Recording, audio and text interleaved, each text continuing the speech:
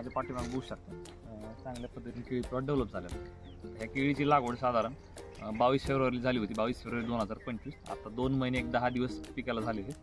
तर आता सध्या टेम्परेचर आहे जवळजवळ 42 ते 45 डिग्री सेल्सिअस आणि या तापमानात सुद्धा पीक म्हणजे एकदम वाढीच्या अवस्थेमध्ये आहे आणि वाढ पण उत्तम प्रकारे होत आहे. याचं कारण काय की साधारण ज्यावेळेस पीक लागवड झाली तर लगेच लागवडीनंतर आम्ही हिरवळीचं खत जो आपण बाजूला बघताय ताग बोर किंवा त्यांच्या असं म्हणतो, तर ह्याची लगेच आम्ही लागवड केली होती आणि लागवड झाल्यानंतर हे झपाट्यानं वाढतं. लागवड झाली की पूर्णपणे ह्याचा जो काही सूर्यप्रकाश नंतर पडतो तो सूर्यप्रकाश ह्याच्यावरती न पडता पिकावरती डायरेक्टली ह्याच्यावरती पडतो आणि आपल्या पिकाला सावली मिळते आणि त्याच्यामुळे पिकाची उत्तमरित्या वाढ झाली.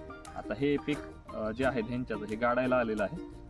आता ह्याला आपण जमिनीमध्ये काढणार. याचे 2 फायदे, एक तर तुम्हाला सावली पण मिळते पिकाला आणि दुसरं म्हणजे जमिनीमध्ये साधारण नत्रस्फुरत पाल याचं प्रमाण पण वाढतं आणि जमिनीचा पोत पण यामुळे चांगला सुधारतो.